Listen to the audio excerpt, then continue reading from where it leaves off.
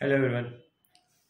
आज मैं आपके साथ मेरा इंटरव्यू एक्सपीरियंस शेयर करने वाला हूँ। जैसे कि अगर आपको मेरे बारे में पता है, अगर नहीं पता है तो आप ऑलरेडी मेरा जर्नी का वीडियो मैंने यूट्यूब में डाल दिया है। आप नीचे स्क्रॉल करके जाना, आपको वहाँ मिल जाएगा। तो मेरा जो इंटरव्यू था वो था 6 दिसंबर 2021 को। तो मैं रांची से दिल्ली पहुँचा 7 तारीख को। वहाँ मैं अपने कज़न के पास रुका हुआ था। उसके बाद मेरा आफ्टरनून बैच मुझे अलॉट हुआ था। तो मेरा फर्स्ट एक्सपीरियंस था। मैंने इससे पहले ना कभी मॉक टेस्ट दिया था, ना ही कभी कोई इंटरव्यू का एक्सपीरियंस था मेरे पास। तो मैं 7 तारीख को 12 बजे के आसपास पहुंच गया। हमारा रिपोर्टिंग टाइम करीब 1 बजे था, मैं 12 बजे में पहुंच गया। तो जब मैं वहाँ 12 बजे पहुंचा तो देखा कि बहुत सारे कैंडिडेट्स ऑलरेडी वहाँ पहुंचे हुए थे और सारे यूपीएससी के जो वॉल है उसके सामने फ़ोटो क्लिक कर रहे थे। अब मैं पहुंचा था अकेले। अब मुझे पता नहीं, मन भी नहीं कर रहा था, तो मैंने फ़ोटो भी क्लिक नहीं किया। जो कि उसके बाद जब 1 बजा तो गेट पे एक ऑफिसर आया और उन्होंने हमारा नाम नोट करे थे। तो मुझे लगा कि शायद जो अगर मैं सबसे आगे जाके खड़ा हो जाऊँ तो शायद सबसे पहले इंटरव्यू मेरा होगा, इसलिए मैं सबसे आगे जाके खड़ा हो गया। सबसे पहला लाइन में लग गया ताकि सबसे पहले एंटर करूँ और शायद सबसे पहले इंटरव्यू मेरा हो और मैं 2-3 बजे तक फ्री हो जाऊँ। जब मैं वहाँ गया उन्होंने मेरा नाम लिखा, उसके बाद हमें वो अंदर ले गए और अंदर में एक एरिया था जहाँ पर सारा बैग सब सबमिट कराया गया। हमारा थोड़ा चेकअप पूरा ऊपर से नीचे तक चेक किया गया कि कहीं कुछ अनवांटेड सब्सटेंस तो नहीं है। उसके बाद हमें फेशियल दिया गया, मास्क दिया गया, सैनिटाइजर दिया गया और अंदर एक बड़ा सा हॉल था, वहाँ ले जाया गया। उस हॉल के अंदर सबसे पहले हमें अंदर ले जाया गया और वहाँ पर हमारा थंब लिया गया, हमारा फेस का फोटो लिया गया, हमारा सिग्नेचर लिया गया। उसके बाद सारा हमारा डॉक्यूमेंट्स साइन कराया गया। और जब हम उस रूम के अंदर गए तो वहाँ देखे ऑलरेडी 4 रोज में 5-5 कुर्सी रखे हुए थे। एक के पीछे एक रो, 2 रो, 3 रो, 4, 5 और एक के पीछे एक 5 कुर्सियाँ थी। ठीक है, तो उन्होंने मेरा नाम बुलाया, मैं गया। सबसे पहले उन्होंने उस लिस्ट में नाम चेक किया और मुझे फर्स्ट रो के एकदम लास्ट में बैठाया। तो मुझे लगा शायद लास्ट वाले जो बैठेगा वो सबसे पहले जाएगा, फिर उसके आगे उसके आगे। ऐसे करते करते सारे बच्चे आते गए, सारा का डॉक्यूमेंट चेक होता गया और सभी को वापस बैठा दिया गया। तब तक 2 बज चुके थे। उसके बाद हमारे ब्रीफिंग के लिए एक ऑफिसर आए, उन्होंने बोला कि आप कह के करके इंटरव्यू के लिए आपको बुलाया जाएगा, आप सब बैठे रहिए और आपके रिफ्रेशमेंट के लिए हमारे चाय कॉफ़ी सब कुछ था वहाँ पास। खाने के लिए सैंडविचेस थे, बिस्किट्स थे, सब कुछ अवेलेबल था। तो थोड़ा टेंस माहौल था, कोई किसी से बात नहीं कर रहा था। ऑब्वियस बात है, सब अपने अपने प्लेस में बैठे हुए थे, बात नहीं कर सकते हो। ऑलरेडी वहाँ पास बहुत सारे लोग थे जो कि डिसिप्लिन मेंटेन करने का काम कर रहे थे। वैसे भी इंटरव्यू तो सब सीरियस थे, कोई बुक्स पढ़ रहे थे, कोई मैगजीन्स पढ़ रहे थे। वहाँ पर न्यूज़पेपर का एक स्टैंड था, वहाँ से न्यूज़पेपर सब पढ़ रहे थे। 2 बजे हमारे एक बंदे को ले गया गया, एकदम आगे जो बच्चा बैठा हुआ था ना उसे ले गया, मतलब मेरे रो से। ऐसे करते करते सारे रोज, सारे पांचों रो से आगे के एक एक बच्चे चले गए। तो मुझे लग गया कि नहीं, मुझे लास्ट में बैठा है, यानी उन्होंने पहले ही डिसाइड कर लिया है कि किसका इंटरव्यू कब होगा। सब कुछ पहले से प्री प्लान होता है। ऐसा नहीं होता है कि जो पहले जाएगा उसका पहले इंटरव्यू होगा, जो बाद में जाएगा उसका बाद में इंटरव्यू होगा, ऐसा कुछ नहीं होता है। तो फिर वैसे धीरे धीरे सबका इंटरव्यू होता गया, सब जाते गए और मैं तो लास्ट में था। तो मुझे लगा कि हाँ 5, साढ़े 4, 5 बजे तक हो जाएगा इंटरव्यू। मैं बार बार वॉशरूम जा रहा हूँ, बार बार पानी पी रहा हूँ, कॉफ़ी पी रहा हूँ। मतलब थोड़ा टेंस माहौल होता है ना, क्योंकि अब 2 बजे से बैठे हुए, 2 से 3 बज गया, 3 से 4 बज गया, 4 से 5 बज गया। आप मानोगे नहीं, जैसे कि आपको पता है मेरी जर्नी और आपने देखा होगा, कुछ भी चीज़ इतना ईजी नहीं था मेरे लिए। सब में कुछ ना कुछ होता ही है। पूरा हॉल खाली हो चुका था और मैं बैठा हुआ था लास्ट में। मैं अकेले पीछे बैठा हुआ था, ठीक है, किनारे में। क्योंकि वही मेरा अलॉटेड सीट था। 5:30 हो गया, पूरा रूम खाली, मैं अकेले और एक सर आगे बैठे हुए थे। ठीक है, वो मुझे देख के हंस रहे थे, मैं उन्हें देख के हंस रहा था। मतलब पता नहीं क्या बात करूँ, कुछ बात करने को था नहीं।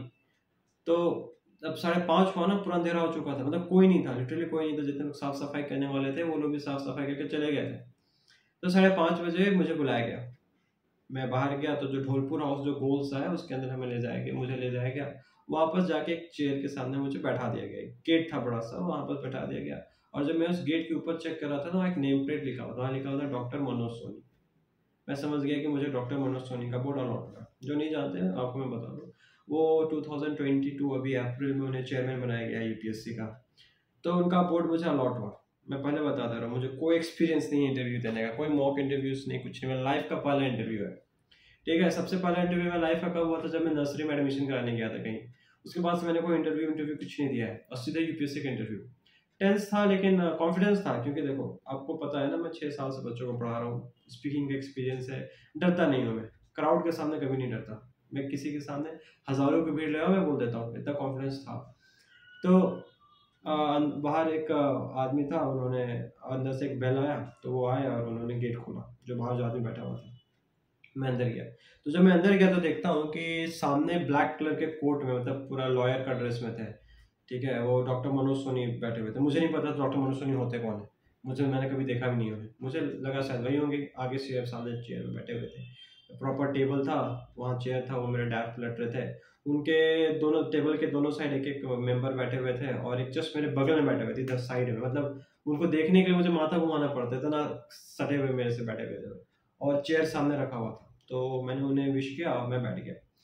तो उन्होंने सबसे पहले मुझे बोला, टोटल 4 मेंबर्स थे, ठीक है, और चारों का एज अच्छा खासा था, सब पूरा मतलब सफ़ेद दिख रहे थे, ठीक है, मतलब इतना सफ़ेद मैंने कभी किसी को नहीं देखा था लाइफ में। रांची से गया हूँ, झारखंड जहाँ दिल्ली गया हूँ, मतलब ऐसा कभी नहीं देखा।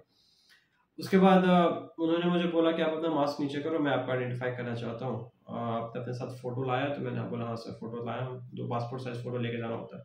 तो मैंने उन्हें फ़ोटो दिखाया, उन्होंने बोला कि क्या आप यही हो?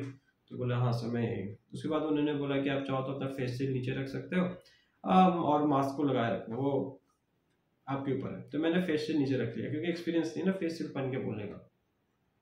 तो सबसे पहले उन्होंने मेरा डैफ देखा, और जो लोग मुझे जानते हैं उन्हें पता है मेरा डैफ में मेरे 12th के बाद का थोड़ा अजीब ही था, मैंने कोई रेगुलर कॉलेज वॉलेज तो गया नहीं था।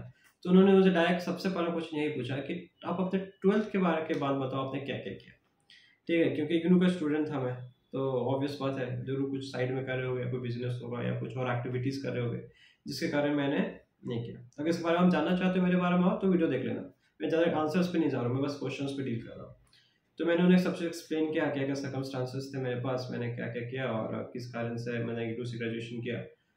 फिर उनका सेकंड क्वेश्चन था कि मैंने जब उन्हें सब कुछ समझाया कि मैंने फार्मेसी किया, उसके बाद मैं गवर्नमेंट हॉस्पिटल में काम किया 3-4 महीने के लिए, उसके बाद मैं ट्यूशन भी पढ़ाता था बच्चों को। तो उन्होंने इतना कुछ सुनने के बाद उन्होंने मुझे पूछा कि इतना सारा काम तुम अकेले कैसे कर सकते हो, मतलब इतना इस एज में इतना ज़्यादा डिसिप्लिन और इतना हार्ड वर्क करना इज रियली कमेंडेबल, उन्होंने बोला। तो मुझे लगा चलो अच्छा है, कम से कम ये मान तो रहा है कि हाँ कुछ मेहनत किया है मैंने। वैसे घर के आसपास वाले लोग या सोसाइटी नहीं मानती कि आप इतना मेहनत करते हो, लेकिन एक अनजान आदमी जब आपको प्रेस करता है तो लगता है कि हाँ चलो ठीक है अच्छा आदमी है। उसके बाद हुआ क्या ना कि उन्होंने और मुझसे कुछ ज़्यादा सवाल नहीं किया, उन्होंने मुझे नेक्स्ट जो बैठे हुए थे उन्हें पास ओवर कर दिया कि आप पूछो। तो उन्होंने मुझसे, जैसे कि आपको पता है मैंने डिप्लोमा इन फार्मेसी किया, तो फार्मेसी से रिलेटेड क्वेश्चंस पूछने लगे, ठीक है। अब फार्मेसी से रिलेटेड क्वेश्चन आपको भी पता है, बहुत सारे 5-6 क्वेश्चन पूछे कि मतलब नॉर्मल क्वेश्चन कि फार्मेसिस्ट का रोल क्या होता है। आजकल बहुत सारे लोग ये अनवांटेड अनप्रिस्क्राइब्ड यूज़ ले रहे हैं, फार्मासिस्ट लोग सही से काम नहीं कर रहे हैं। और बहुत सारे जैसे डेटॉल और सैवलॉन में क्या फ़र्क है, पैरासीटामोल एस्पिरिन में क्या फ़र्क है, इस तरीके से नॉर्मल नॉर्मल क्वेश्चंस वो मुझसे पूछ रहे थे। मुझे मेजोरिटी का आंसर नहीं पता था, क्योंकि मैंने फार्मासिस्ट तो किया था लेकिन मैं एग्ज़ाम की तैयारी करता था और ये पढ़ाता था बच्चों को बस। फार्मेसी में मैंने उतना ज़्यादा वैसे भी डिटेल में पढ़ा नहीं था, ठीक है। तो उसके बाद उन्होंने सवाल पूछा तो वो ठीक गया, उतना भी अच्छा मेरे को नहीं लगा कि मैंने आंसर्स दे पाया उन्हें। लेकिन उसके बाद उन्होंने फिर नेक्स्ट मेंबर को ट्रांसफ़र किया। जो नेक्स्ट मेंबर थे वो मुझसे सारा CAPS रिलेटेड क्वेश्चंस पूछ रहे थे कि मतलब ओल्डेस्ट फोर्स कौन सा है, न्यूएस्ट फोर्स कौन सा है, ITBP के बारे में बताओ, ITBP तुम्हारा फर्स्ट प्रेफरेंस क्यों है, ITBP का क्या क्या रोल है।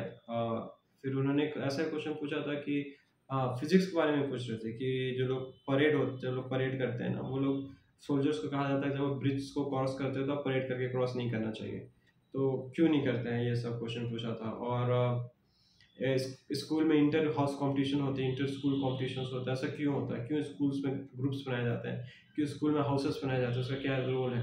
तो ये सब नॉर्मल उन्होंने क्वेश्चन पूछा। उसके बाद उन्होंने नेक्स्ट मेंबर को ट्रांसफर कर दिया, जो मेरे जस्ट साइड में बैठे हुए थे, जो मुझे तभी से मतलब घूरे जा रहे थे, ठीक है। पता नहीं, सब तो बोलते साइकोलॉजिस्ट थे कि क्या थे, मुझे कोई आइडिया नहीं है, मैं सबको देख देख के आंसर दे रहा था बस, ठीक है। और मैं ये मत समझता कि मेरी इंग्लिश बहुत अच्छी है, उतनी भी अच्छी नहीं है। मैं 2013 में मैंने एक ICSE स्कूल से पढ़ा था, वहाँ तक इंग्लिश ठीक था, उसके बाद CBSE पढ़ा, उसके बाद फिर हिंदी में ही सब कुछ चल रहा है। तो इंग्लिश में ही इंटरव्यू था मेरा, ठीक है। उन्होंने मुझसे 2-3 सवाल पूछे कि ओल्डेस्ट फोर्स, वही फोर्स से रिलेटेड ही उन्होंने मुझसे क्वेश्चन पूछा। और फिर उन्होंने एक सवाल पूछा था मुझे कि आप इतने सारे चीज़ कर रहे थे कि आप सर्टेन नहीं थे अपने लाइफ में आपको करना है क्या नहीं करना है, आप क्यों इधर फोर्सेस की तरफ आ रहे हो। जब आपका कोचिंग अच्छा चल रहा है आप तो क्या कारण था? तो मैंने उन्हें एक्सप्लेन कर दिया कि सर मैं कोचिंग इसलिए पढ़ाता था क्योंकि उसकी से क्या, क्योंकि 10th लेवल तक आपका नॉलेज चाहिए। अब जब कोचिंग पढ़ाओगे या पढ़ाते हो किसी को या ट्यूशन्स लेते हो तो आपका खुद का नॉलेज पड़ता है, प्लस आप फाइनेंशियली स्टेबल भी होते हो। ये क्योंकि लॉन्ग जर्नी है ना, आपको नहीं पता कि आपका होगा या नहीं होगा, कोई आइडिया नहीं होता है।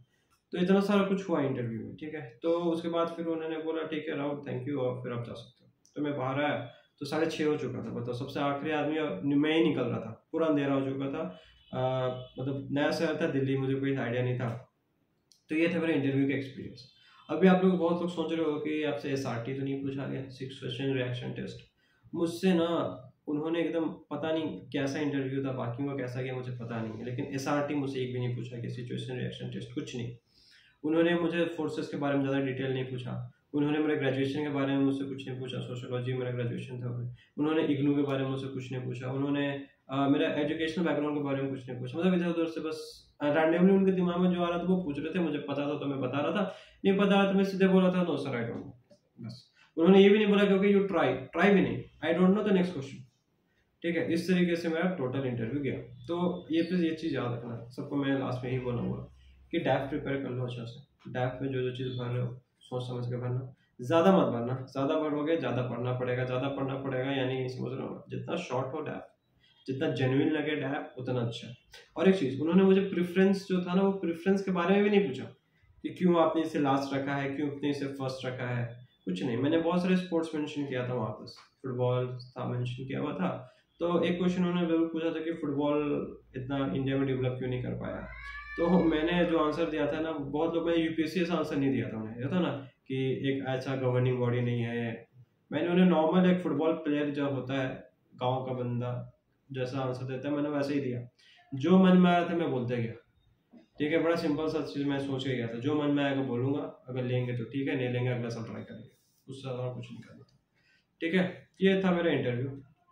डैफ प्रिपेयर करो, नॉलेज रखो। इंटरनेशनल रिलेशंस में कुछ नहीं पूछा गया मुझे, इतना सारा चीज़ हो रहा था 2021 में, कोरोना आया, क्या क्या आया, बहुत सारा चाइना से रिलेटेड कुछ नहीं पूछा, लिटरली कुछ नहीं पूछा। पता नहीं शायद मैं आखिरी बंदा था उस पूरे दिन का, इसलिए उन्होंने नहीं पूछा, ये भी हो सकता है, कुछ भी कारण हो सकता है, ठीक है। तो डैफ प्रिपेयर करो, करंट अफेयर्स रखो सही, और अपना एजुकेशनल बैकग्राउंड को पकड़ो, हॉबीज़ को अच्छा से क्लियर करो, अपने स्टेट के बारे में पढ़ो। हाँ, स्टेट के बारे में कुछ नहीं पता, झारखंड नक्सलिज्म है वो भी नहीं पूछा, कुछ नहीं पूछा। अच्छा, मैं बाहर आया तो देखा मेरा इंटरव्यू करीब आधा घंटा चला था, पता नहीं आधा घंटा की स्पीड से गया उसका कोई आइडिया नहीं मुझे, ठीक है। तो ये था मेरा इंटरव्यू एक्सपीरियंस। अगर आपको कुछ और पूछना है या फिर आप चाहते हो कि मैं कुछ और टॉपिक पर वीडियो बनाऊँ तो आप इंस्टाग्राम पर जाके मुझे मैसेज कर देना, ठीक है। rahulraj.itvp मेरा ID है, वहाँ पर जैसे मैसेजेस आएंगे उसके आधार पर मैं नेक्स्ट वीडियो बनाऊँगा। मिलते हैं नेक्स्ट वीडियो में, तब तक के लिए गुड बाय, जय हिंद।